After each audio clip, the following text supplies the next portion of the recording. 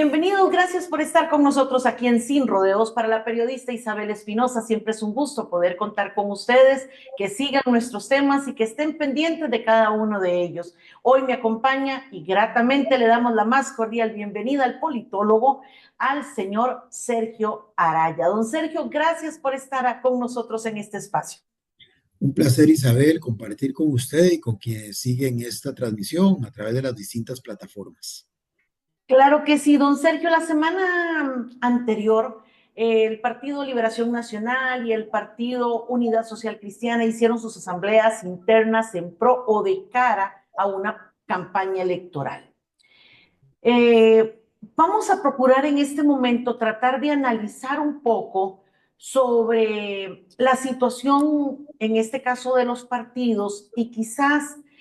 presentarnos o hacernos esa pregunta de si los partidos políticos en este momento están en sintonía con la gente, porque a veces pareciera ser que una cosa es lo que ellos creen o se forjan, y otra lo que uno ve que la gente opina o la lectura que se hace de la población. ¿Cómo estamos, don Sergio? Bueno, sí, efectivamente, Isabel, como usted señala, estas dos agrupaciones que además tienen la particularidad de que son las identificadas como las fuerzas tradicionales en estos tiempos, porque fueron las fuerzas que por mucho tiempo, especialmente en el siglo pasado, se alternaron en el ejercicio del poder. Fueron las dos fuerzas que en su momento aglutinaban al mayor porcentaje del electorado costarricense y fueron prácticamente las que con sus propuestas de política pública o de acciones legislativas marcaron bastante el diseño del Estado costarricense, del modelo de sociedad, del modelo de desarrollo, especialmente diría yo, ya con la incorporación plena de la Unidad Social Cristiana, de los 80s a prácticamente la primera década del siglo actual. Por eso no es gratuito que se les llame, o no es gratuito que se les llame partidos tradicionales, y tampoco es gratuita, digamos, la coincidencia de que ambas agrupaciones políticas en un mismo fin de semana tuvieran sus encuentros internos que para la nomenclatura jurídica del país se conocen como asambleas nacionales. Pueden cambiar a asamblea general en el caso de la unidad y asamblea plenaria en el caso de liberación cuando se suman otros delegados que no son los llamados delegados territoriales que señala el Código Electoral, pero digamos para generalizar son sus asambleas superiores, que justamente están integradas por la representación de estos partidos de los distintos territorios y sectores en los que tienen presencia partidista. Bueno, esas asambleas superiores, en el caso de la deliberación, en realidad era la continuación de una asamblea que había iniciado el 12 de octubre, una fecha para los liberacionistas muy significativa porque es la fecha en que se conmemora un aniversario más de su nacimiento como partido político, y que en aquella oportunidad había avanzado parcialmente en la agenda que tenían prevista, pero se pegaron, por decirlo así, cuando se iba a tocar uno de los temas más sensibles, que era cómo o cuál iba a ser el mecanismo para definir a su candidato o candidata a la presidencia de la República de cara, como bien señalaba usted, a los comicios del 2026. En ese momento quisieron variar las reglas del juego, porque hasta ese momento las votaciones se venían haciendo de manera pública y transparente, y se introdujo una moción para que por lo menos ese tema tan sensible se analizara mediante votación, o se decidiera, perdón, mediante votación secreta,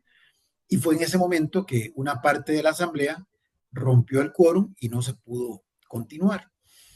Luego se intentaron 2 veces más hacer la asamblea. En una ocasión se intentó y no llegó la gente, se adujo, que en parte podía ser cierto, la problemática climatológica que ha enfrentado el país en estas últimas semanas, que según el decir del señor secretario general, impidió a muchos delegados acudir al cónclave o a la reunión. Y bueno, después otra fecha en la que se había programado de común acuerdo se suspendió para justamente llegar a un acuerdo de un grupo integrado por representantes de las distintas facciones que estaban en ese momento en disputa con respecto a este tema en particular. Y bueno, finalmente el sábado 23 lograron reunirse y le dieron, digamos, la culminación a esa asamblea iniciada el 12 de octubre. Y ahí definieron una cosa importante para efectos del partido, que es mantener la convención abierta. Es decir, que cualquiera que esté en el padrón electoral que se vaya a utilizar el día en que se celebre esa primaria y que desee hacerlo, acuda a las urnas y vote por quien desee hacerlo. A diferencia de lo que planteaba el otro grupo, que era una convención a padrón cerrado, un poco en la lógica, curiosamente, que en su momento había implementado el Partido Acción Ciudadana para la escogencia de sus candidatos a las presidencias, a la presidencia de la República, de los comicios del 2014 y del 2018, y que inclusive en aquella oportunidad fue motivo hasta de crítica, choteo, como dice el pueblo, burla por parte de dirigentes de los otros partidos, inclusive del mismo Liberación Nacional, que señalaban que eso era más bien querer tapar la poca, decían ellos en aquel momento, fuerza electoral que representaba el partido y que por eso preferían hacer una convención a padrón cerrado para no poner en evidencia que si la hacían de manera abierta iban a movilizar a muy poca gente. Bueno, a pesar de que efectivamente esas convenciones del 2013 y 2017, un año antes de la respectiva elección, congregaron muy poca gente, los poquitos que se inscribieron, ¿verdad? De previo,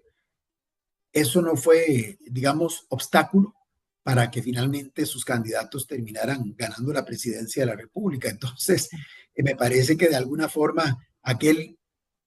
argumento de que una convención cerrada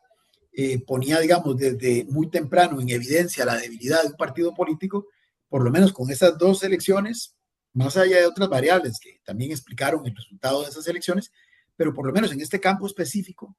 ponían en entredicho el, digamos, minimizar esas convenciones internas por su carácter cerrado, aduciendo que era un anticipo de una derrota anunciada en los comicios ya generales. El PAC, por lo menos en 2014 y 2018, demostró que no era tan mecánica la relación. Bueno, en este caso, la argumentación de Liberación o de los que defendían hacerla cerrada era otra, era evitar, decían sus propulsores, entre los que destacaba el expresidente Figueres Olsen, que era una manera de blindar, digamos, la escogencia, que se hiciera en forma específicamente transparente, libre de posibles infiltraciones, y así lo señaló públicamente el señor Figueres, Sí. de los tentáculos del crimen organizado, del narcotráfico, que pudieran intentar inmiscuirse en un proceso interno. Ojo, muchos años antes, cuando la Unidad de Liberación eran los que se alternaban en el ejercicio del poder y ya existían las convenciones abiertas, siempre esa fue una de las grandes dudas, cuestionamientos a la misma, no lo del crimen organizado, eso es reciente, sino lo de la infiltración de posibles seguidores del otro partido para tratar de incidir en el resultado de forma tal que quedara electo un candidato, una candidata lo suficientemente débil como para que pudiera ser fácilmente derrotado o derrotada por el otro partido ya en las elecciones generales. Pero bueno, en este caso el señor Figueres no aludió a eso, sino al tema de que una comisión abierta podía dar pie a que se infiltrara el narcotráfico o grupos, digamos, de poderes fácticos no legítimos. Bueno, finalmente esa argumentación no caló en la mayoría de los asambleístas y se mantuvo la tesis de la convención abierta. Pero eso fue como tal vez el elemento... ¿Fue como lo más relevante que se dio en la asamblea? Sí, en el caso de Liberación Nacional sí hubo otras cosas, por ejemplo, en un tema que podría ser importante, ahora lo vamos a ver más adelante, que fue el tema de prohibir, bueno, lo que popularmente podríamos decir es la herencia de cargos políticos, ¿verdad? Como lo hemos estado observando, de que, por ejemplo, una diputada, su papá es hoy diputado, o digamos, una diputada hoy, su padre fue previamente diputado. De acuerdo a esa reforma que le hicieron a su estatuto interno, ya eso no se puede implementar más. Es decir, los hoy diputados, la herencia de algunos puestos o los nombramientos a dedo de algunos puestos. ambas cosas, porque en este caso sería obviamente la conformación de las papeletas, porque el puesto se alcanzará hasta que se den ya los resultados en las urnas, en los comicios, pero digamos que por lo menos el estatuto aprobado, la reforma del estatuto aprobada el sábado anterior, lo que señala es que, que los diputados actuales, por ejemplo, no pueden, o, o, ni ellos ni los que sean, digamos, los que tomen las decisiones en ese momento, postular a esos cargos a personas afines, cercanas, familiares de los que hoy ejercen esos cargos en representación del partido. Entonces, vamos a ponerlo muy sencillo. Ni un hermano, ni una hija, ni la mamá, ni el tío de los que hoy son diputados pueden, de acuerdo a esa reforma estatutaria, formar parte de las próximas papeletas de candidatos a diputado que el partido presente al electorado. Y el Esta otro es tema, una solución, y don Sergio, aquí tendríamos que preguntarlo, porque definitivamente esos cambios o eso que está haciendo el Partido de Liberación Nacional en su asamblea, es realmente la respuesta o el mensaje que la gente quiere oír del partido, porque muchos dicen que Liberación Nacional, después de la pérdida de varios periodos electorales, que es un partido que huele a cala, popularmente algunas personas lo dicen así, que es un partido que está muriendo, aunque por lo general siempre se ha dicho que en política los muertos gozan de muy buena salud. Pero hay gente que da casi por cerrado el tema de un partido, pero la pregunta es si estos cambios que está procurando la Asamblea es realmente la respuesta a lo que la gente ha señalado dentro del Partido de Liberación Nacional, o bueno, falta sí, mucho más. yo diría que van en la dirección, porque de hecho muchos de estos ajustes, y así señalado por los propios propulsores de estas reformas, tienen eso como justificación, lo que acaba usted de señalar, o sea, van en la línea de querer generar sintonía con un sector de la sociedad cada vez más amplio, que no Sí. solamente no tiene adherencia a los partidos en general, sino que en el caso específico del Partido de Liberación Nacional, hoy por hoy el partido más longevo de los que existen, el más viejo en términos concretos, fundado en 1951, eh, es de los que hoy está peor posicionado. Si bien hay una minoría de los que dicen tener adherencia partidaria, que mayoritariamente dicen respaldar a Liberación, pero es un partido que se ha ido empequeñeciendo conforme pasan los años. Es decir, si se compara consigo mismo, es un partido que se ha ido reduciendo cada vez más. Y es un partido que para los que no forman parte de esa minoría que lo respalda, un amplio segmento de esa población ve con malos ojos, ve con cuestionamiento. Yo siempre he señalado que en esto las percepciones en política tienen valor de verdad, aunque muchas veces no tengan un fundamento fáctico, una data que lo justifique, pero finalmente en política la percepción muchas veces es más importante o es tan importante como la realidad misma. No es que sea más, pero es tan importante como la realidad misma. Entonces, en el imaginario social de mucha parte de la población costarricense, hoy día, cuando estamos a un año de cumplir el primer cuarto de este siglo, ya para ir quitándonos del siglo XX, dejándolo ya en la historia, a diferencia justamente, y perdón haciendo esta alusión a esa parte histórica, a diferencia de los años 50, 60, 70, incluso 80 del siglo pasado, que Liberación Nacional era sinónimo de progreso, bienestar, cohesión social, eh, fortalecimiento de las reformas sociales implementadas antes de su creación por el gobierno del doctor Calderón Guardia. Es decir, que progreso, desarrollo, el ICE inclusive, y lo que significó en términos de competitividad, de crecimiento económico, bienestar de muchas mayorías, ascenso de una vertiginosa clase media, todo eso de una u otra forma, asociado al nombre de Liberación Nacional, y que por tanto tenía un posicionamiento bastante fuerte, bastante positivo, hoy, a un año, reitero, de cumplir el primer cuarto de este siglo, Liberación Nacional es más bien sinónimo de todo lo negativo que uno se puede imaginar en la política. Es decir, si ya el tema de la política y lo político viene siendo cuestionado fuertemente, es cada vez más objeto de desprestigio, de rechazo ciudadano,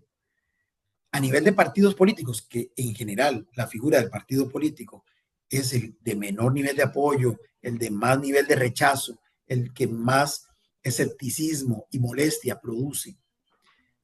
El caso específico, otra vez, de Es el peor calificado, diríamos que es el peor calificado. Sí, porque Liberación Nacional hoy se asocia con corrupción, se asocia con nepotismo, de ahí el tema de la reforma esta que mencionaba hace un rato, porque finalmente eso de heredar puestos, como decía usted, es nepotismo, o es una forma de nepotismo. Entonces, todo esto, digamos, hoy se asocia con Liberación. Y yo diría una cosa, así como todo lo bueno que ocurrió del 40 al fin del siglo anterior no es exclusivamente atribuible a Liberación, y más bien se podría estar sobredimensionando el papel que tuvo esa agrupación en todo esto sin quitar lo que realmente hizo. Ahora opera al revés. No todo lo que se acusa a Liberación es tan cierto. Es decir, creo que se está sobredimensionando sin quitarle los errores que la misma pero realidad para aclarar esto, cuando yo hago referencia de que son los peores calificados, hablo de los partidos políticos en general, no haciendo un señalamiento directo al Partido de Liberación pero entre Nacional. los partidos políticos, Porque son los partidos políticos como tal, de todos, o sea, en las encuestas, son los que salen siempre en el último lugar. Correcto. Y quizás ahora, y con esto, antes de entrar al tema del Partido de Unidad Social Cristiana, que también tuvieron su asamblea, y quisiera saber qué fue lo más relevante de esa asamblea, además de las fuertes discusiones que se vieron, quizás una de las cosas aquí para analizar es el por qué o cuál es la raíz, el génesis del que los partidos políticos hayan caído, digamos que hoy sean los más cuestionados, los peor calificados, que la gente no los vea con buenos ojos. ¿Qué dejaron de hacer o qué pasó para que estén hoy donde están? Vamos a ver, hay muchas cosas a nivel general y a nivel de Costa Rica, porque este es un fenómeno mundial, o sea, no es un fenómeno exclusivo de este país. Hay toda una crisis de lo que es el esquema de la representación política, y me explico.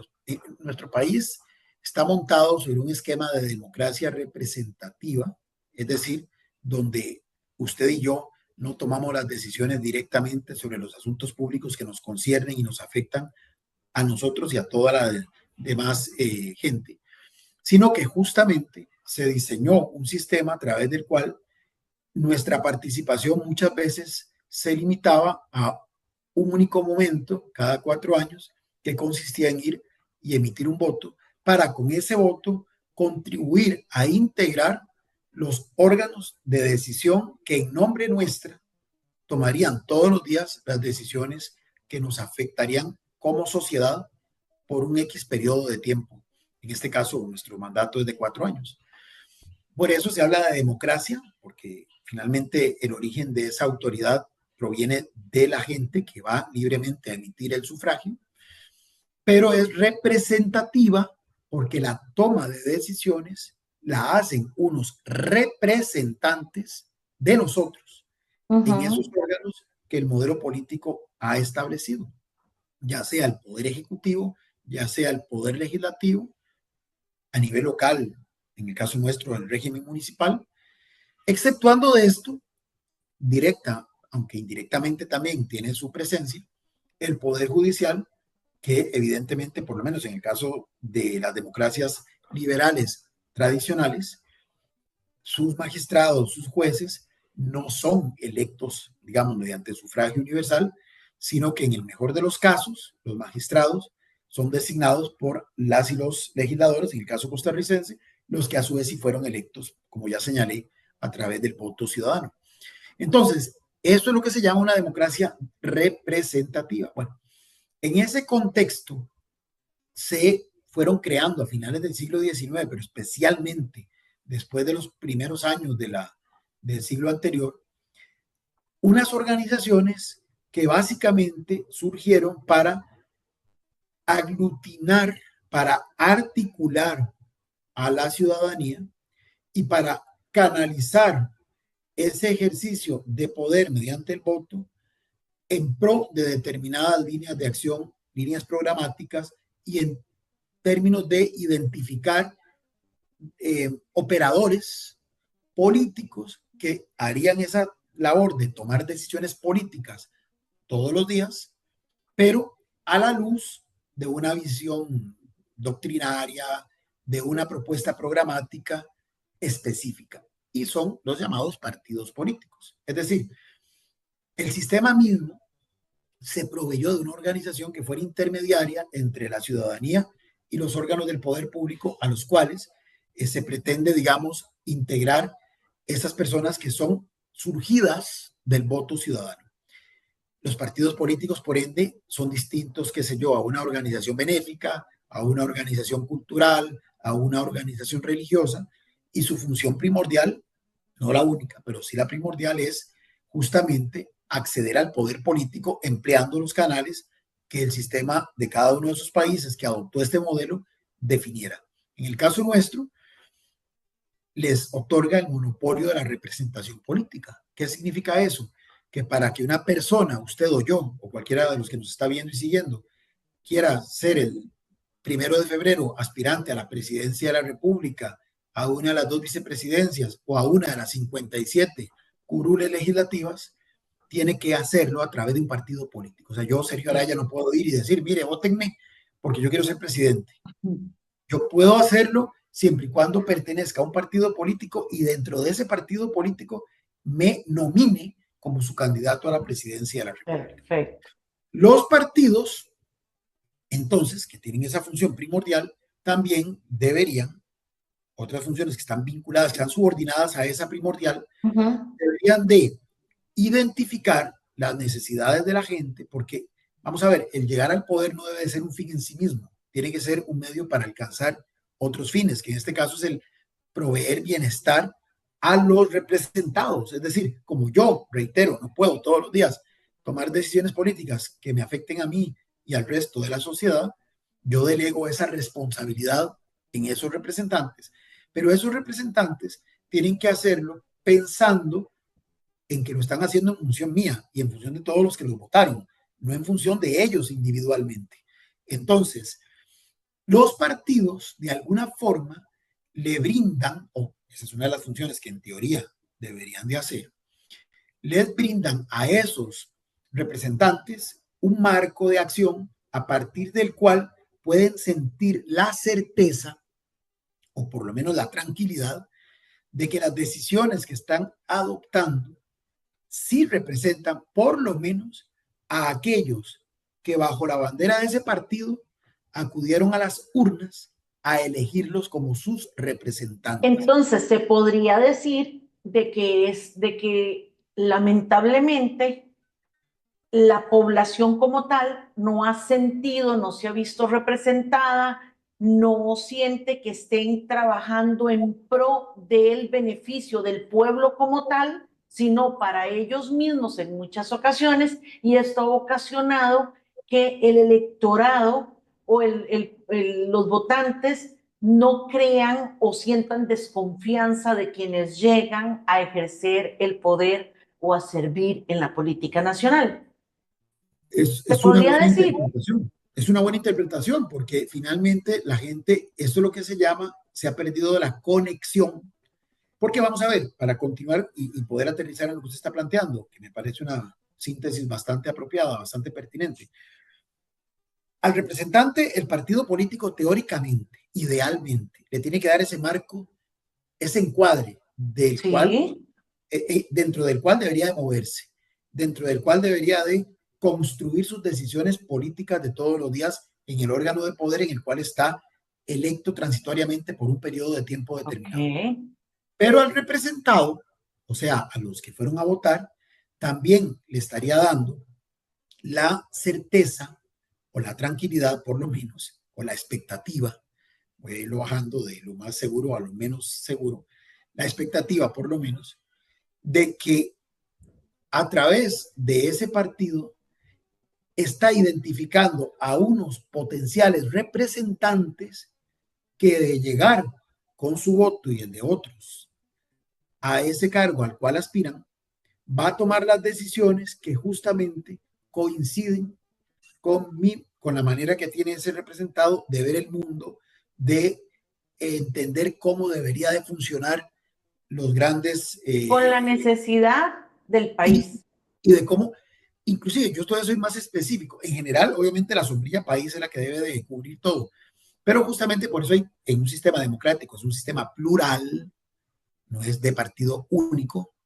aunque algunas democracias, aunque algunos regímenes de partido único quieren ahora autodenominarse Sí, democracias de partido único, pero esa es otra historia. Pero en el sistema, por lo menos, de la democracia liberal representativa clásica, el pluralismo es una condición sine qua non. ¿Por qué? Porque justamente la sociedad es heterogénea. Hay diferentes grupos, hay diferentes enfoques, diferentes visiones. Probablemente a todos los cubre la nacionalidad, o sea, todos pertenecen a una misma nación, todos pertenecen, viven en un mismo territorio, todos quieren finalmente, como humanidad que son, o parte de la humanidad, uno esperaría al menos, un fin superior de bienestar para todas y para todos. Pero puede haber criterios divergentes en cómo lograr eso, en cómo concretar esos fines. Y es ahí donde aparece la riqueza de la pluralidad, de que existan diferentes formas, diferentes enfoques, no el enfoque, no la forma, sino diferentes formas que entran a dialogar, ojo, no en lo electoral a competir por el electorado, por el favor del electorado traducido en votos, pero que ya en el ejercicio del gobierno no entran a disputar en forma negativa, sino más bien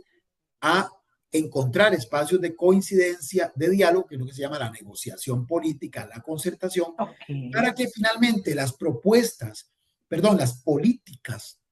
y las decisiones ya finales, las que sí, por la definición de que provienen del Estado, van a ser de acatamiento obligatorio para el conjunto de la sociedad, sean, otra vez, lo más representativas de esa diversidad que constituye una sociedad. Entonces, se supondría que al representado, digamos, ¿por qué entonces ese representado escogió a los candidatos del partido A y no del partido B? O a los candidatos del partido C y no del partido B o del partido A. Porque esos representantes o esos aspirantes a representantes hicieron más clic, más conexión con su propia visión, con su propio enfoque de cómo se pueden concretar aquellos fines que sí son universales o por lo menos comunes a toda la sociedad. Entonces, los partidos lo siguen teniendo. Lo que pasa es que no necesariamente lo hacen, y aquí voy aterrizando. La función no solamente de acceder al poder como un fin en sí mismo, sino de acceder con representantes bien claros de cuál es ese encuadre en el cual tienen que moverse, lo que llamaríamos cuál es esa identidad del partido al que dicen representar, cuáles son sus valores, su doctrina, su propuesta programática, ese cómo específico a través del cual quieren llegar al fin superior. Pero también para el representado es la posibilidad de tener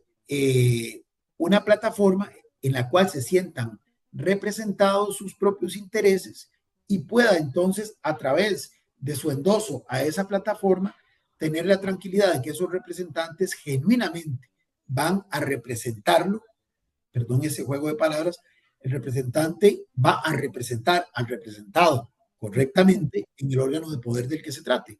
Entonces, los partidos tienen que, dos funciones subordinadas a la principal, que es acceder al poder, tener una formación de liderazgos continua, permanente,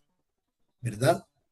Formación integral que vaya desde la parte identitaria de ese partido hasta la parte de la gestión, de las herramientas para que puedan desarrollar correctamente las funciones que finalmente puedan llevar a cabo si es que resultan electos. Y también son los partidos los llamados a interpretar e integrar esos sentires de esos sectores que de alguna forma se van a ver reflejados en ese partido a través de una propuesta programática lo suficientemente coherente como para que se torne atractiva para ese segmento de la población, no para el 100% de la población.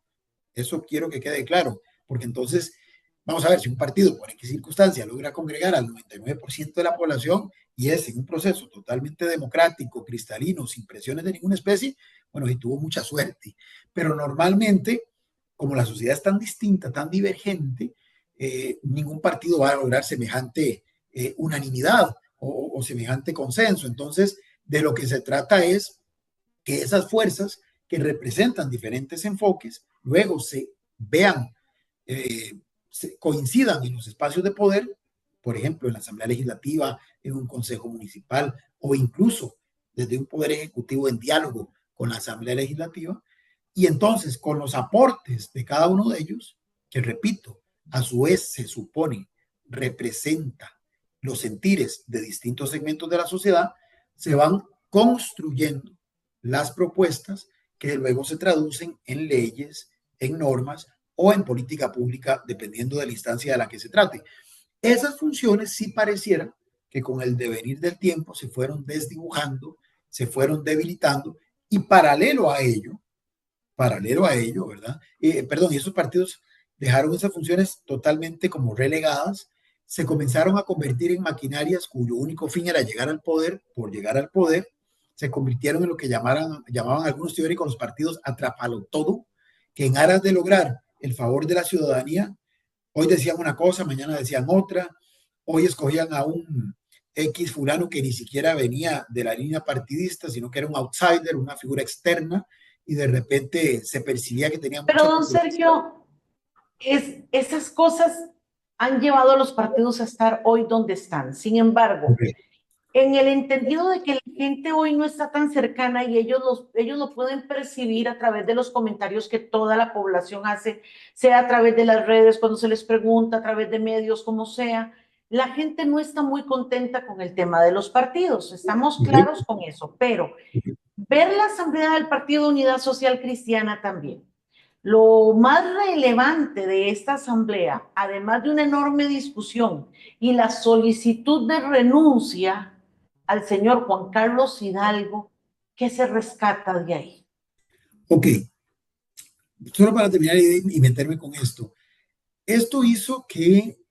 aunado a esto, ¿verdad? Acciones desacertadas de algunos partidos en el ejercicio del poder, eh, tal vez de parte de los partidos el no cumplimiento, digamos, de sus propuestas, el no ser consecuentes, todo eso lo fue debilitando. Paralelo a ello hubo toda una campaña desde actores externos que un día sí y otro también, apoyados en esas mismas situaciones negativas reales, las magnificaron, las potenciaron, las machacaron en el imaginario social y entonces fue creando un ámbito negativo hacia todo lo que sonara a partidos políticos, a políticos, a político y a política. Entonces, todo esto que es parte, lo que acabo de enumerar que hizo la Asamblea Superior de Liberación, lo que voy a enumerar ahora que hizo la Asamblea de la Unidad, que es parte del ritual de cada 4 años y que forma parte del objetivo primordial, que es acceder al poder, hoy es mal visto por el grueso de la población, porque lo que consideran es que lo que están es perpetuando lo mismo de siempre, que están viendo solo de la puerta para adentro y no de la puerta para afuera. ¿Por qué? Porque en el caso de la unidad, además de esas disputas que se hicieron públicas, especialmente hoy a través de las redes, todo se viraliza, donde inclusive el tesorero del Comité Ejecutivo Nacional le pide al presidente del Comité Ejecutivo Nacional que renuncie ahí mismo, dice que él es autocensurado, o es, perdón, censurado por el resto del comité para dar declaraciones a los medios y no sé qué. Después de eso, ¿qué es lo que le queda en la retina a la gente asociado con lo que ya han ido, digamos, posicionando como lo propio de los partidos, que es lo que ellos rechazan, esos pleitos, esas luchas de poder internas y demás? El tema, digamos, que sobresale de esa asamblea, que también tuvo varias reformas estatutarias, fue que definieron desde ahora las reglas del juego sobre lo que es el encabezamiento con el sexo registral de las papeletas de candidatos a diputado para cumplir con la llamada paridad horizontal, que recordemos en el caso de este partido en procesos anteriores le generó muchos dolores de cabeza, a tal punto de que en una de las tantas ocasiones, como un requisito para oficializarle las candidaturas a diputado, el Tribunal Supremo de Elecciones le dijo: ustedes tienen que ponerse a derecho porque en este momento hay 5 papeletas encabezadas por hombres y 2 por mujeres y tienen que ser 4 y 3. Y entonces tuvieron que, una de las papeletas que ya había quedado constituida, literalmente voltearla. Y entonces el que iba de segundo, subirlo a primero la que iba de segundo, subirla primero y el que iba de primero bajarlo a segundo puesto. Y por ende se alteró toda la papeleta. Entonces, para evitar eso, que evidentemente genera incertidumbre jurídica para los que aspiran a formar parte de todo este proceso interno, desde ya definieron y dijeron para el 2026, San José, Cartago y Heredia, sus papeletas para diputados serán encabezadas por mujeres. Guanacaste, Limón, Alajuela y Punta Arenas por hombres. Eso es quizá lo más relevante de esa asamblea. Ok, entonces, tanto en lo de la convención, en el caso de Liberación, como lo de los encabezamientos para las papeletas de los candidatos a diputado de la unidad, repito, son cosas importantes, porque la misma normativa lo exige, lo demanda, que se establezcan las reglas con absoluta claridad, por el principio de democracia interna, por el principio de transparencia, de promoción de la participación inclusiva, que está inclusive consagrados en el Código Electoral. Entonces, digamos que no son poca cosa lo que se aprobó. Es importante. No, eso está muy bien. Pero, aquí viene el gran pero, de cara a la ciudadanía, no parece que les preocupe. Le preocupa al que suena como precandidato a diputado. Digamos, por ejemplo, me imagino ya un precandidato a diputado hombre que sea residente de San José, ya sabe que a lo que puede aspirar es al segundo lugar de la papeleta de San José. Y que bueno, habrá que ver si en esta ocasión, como en las ocasiones anteriores, la unidad logra 2 o 3 diputados por esta provincia.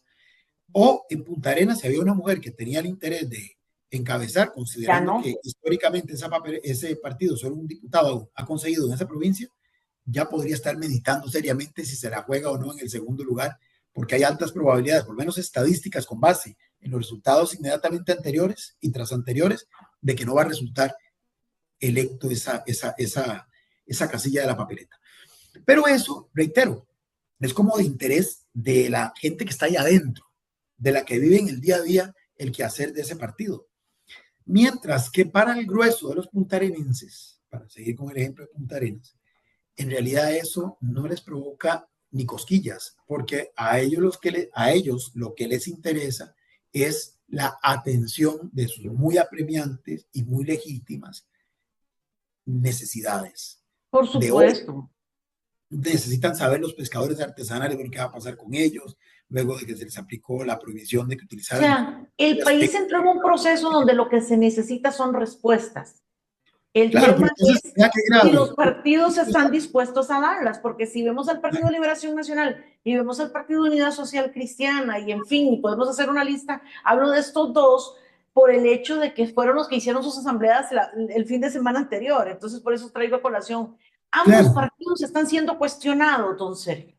porque no solo es Liberación quien está siendo cuestionado, es también el Partido de Unidad Social Cristiano quien está siendo cuestionado. Entonces, ¿cómo lograr generar, o si es factible, no sé cómo lo ve usted, porque el experto es usted en el tema de política, ¿cómo ve usted si existe una opción, una posibilidad de que estos partidos llamados tradicionales logren en algún momento de nuestra historia generar o crear ese clic con la gente nuevamente? ¿O ya deberían de estar pensando en cómo reinventarse de otra forma o hacer alguna otra cosa de manera que puedan conseguir sus intenciones o lo que se proponen? Es que vamos a ver, toda esta parte que mencioné es importante porque hay que cumplir con el procedimiento que está establecido en las leyes. Si esto parece ya vetusto, parece asunto del pasado, hay que modificar las leyes, pero eso es harina de otro costal. Pero es obviamente algo muy interno y no es suficiente para lograr esa conexión que usted plantea. A mí me parece que los partidos, por ejemplo, Liberación hizo una reforma que, a propósito de lo que está usted diciendo, que amplía, digamos, la representación en esa asamblea plenaria, como le llaman ellos, no solamente a delegados de los territorios, de los cantones, de las provincias, y de algunos sectores que ya estaban previamente incorporados, sino a más sectores. Eso, en primera instancia, uno dirá, bueno, es un buen paso en la dirección correcta de hacer conexión con la sociedad. Pero resulta que cuando esos sectores, genuinamente, tal vez motivados, algunos de esos voceros de esos sectores se involucran y entienden que en la dinámica partidaria de Liberación, de la Unidad o de cualquier otro partido, lo único relevante aparentemente es estos temas, de quién va de candidato en qué puesto en la papeleta tal, o quién va de candidato o candidata a la presidencia, o quién sonaría eventualmente como un ministro, un viceministro, un eventual gobierno, se desilusionan. Y entonces, o se terminan acomodando a esas circunstancias, o se terminan yendo. Y hoy por hoy, pareciera que esto último es lo que está primando. Por eso el 85% de la gente dice no tener adherencia partidaria. O sea, la gente, vamos a ver, paralelo a esto, que repito, es casi que un requisito, casi no es un requisito de tipo legal para poder participar en la contienda comicial del 2026, pero paralelo a eso, tendrían que estarse ya desarrollando espacios de interacción, de diálogo social, sectorial.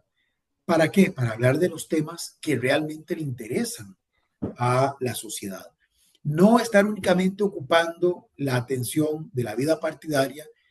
y que es además lo que los medios de comunicación les cubren y por tanto refuerzan a través de la transmisión que hacen esa imagen de que lo único importante o de que un partido está vivo cuando hay elecciones nada más. Poco la misma imagen que se tiene del Tribunal Supremo de Elecciones desde afuera que dicen, no, pero si eso solo funciona cada 4 años, ahora cada 2 años, cuando hay elecciones nacionales o municipales. No, no es cierto. El tribunal tiene muchas otras cosas que hacer. El mismo registro civil que le pertenece al tribunal y todos los días está inscribiendo nacimientos, inscribiendo defunciones, dando nacionalidad, otorgando cédulas de identidad, tarjetas de identificación de menores. En fin, hay mucho más que simplemente, o los que, por ejemplo, en una denominación religiosa dicen, no, es que la iglesia solo los domingos cuando se va a misa o la denominación cristiana de la que fuere cuando hay un culto. No, no es cierto. También tienen otras actividades que hacen que la iglesia católica, las iglesias cristianas no católicas tengan actividad permanente. Lo que pasa es que no se percibe. Y como dije hace un rato, en política la percepción es muchas veces igual de valiosa que la realidad. Entonces la gente tiene la imagen de que no, los partidos solo sirven para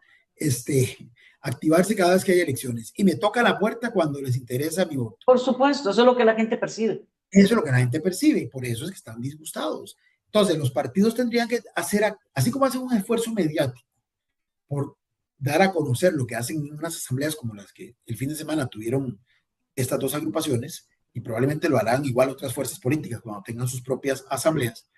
deberían de hacer un ejercicio que fuera mediático para visibilizar que están haciendo otras cosas que tienen que ver con esta otra dimensión. Y que no necesariamente es campaña electoral.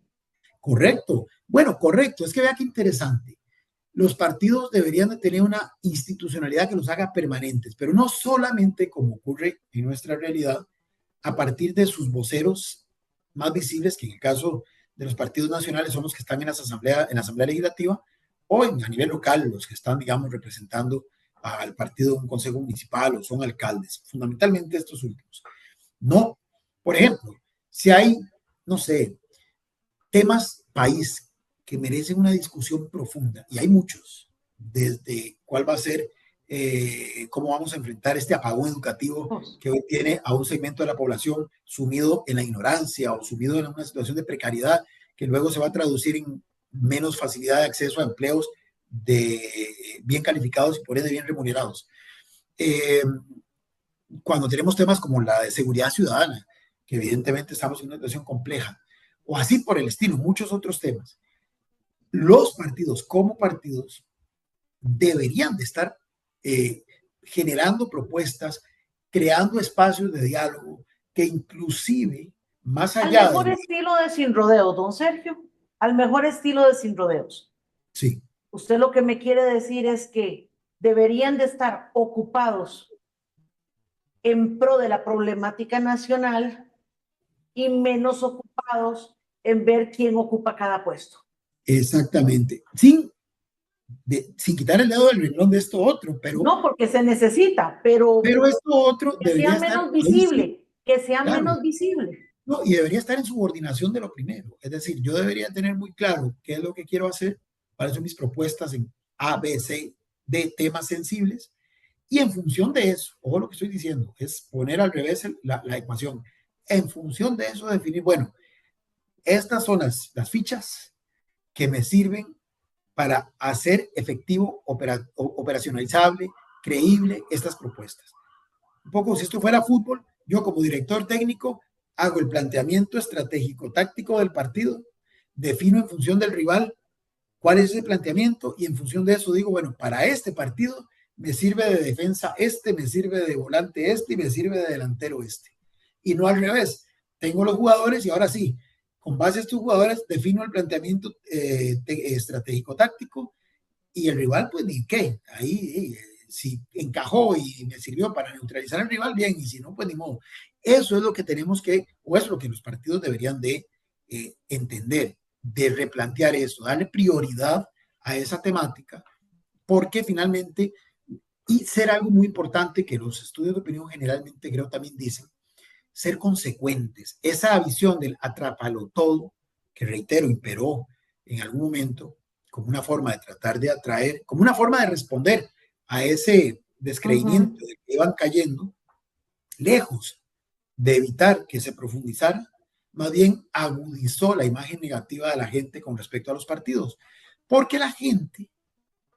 le gusta la consecuencia. O sea, a la gente le gusta que las personas sean consecuentes y coherentes entre lo que dicen y lo que hacen, pero que además se vea que es algo genuino, auténtico. Por eso aquellos candidatos que en algún momento tuvieron una línea X sobre un tema y por razones electorales hacen un viraje de 180 grados con respecto al mismo tema, no convencen y más bien resienten a los que lo apoyaban porque tenía la tesis original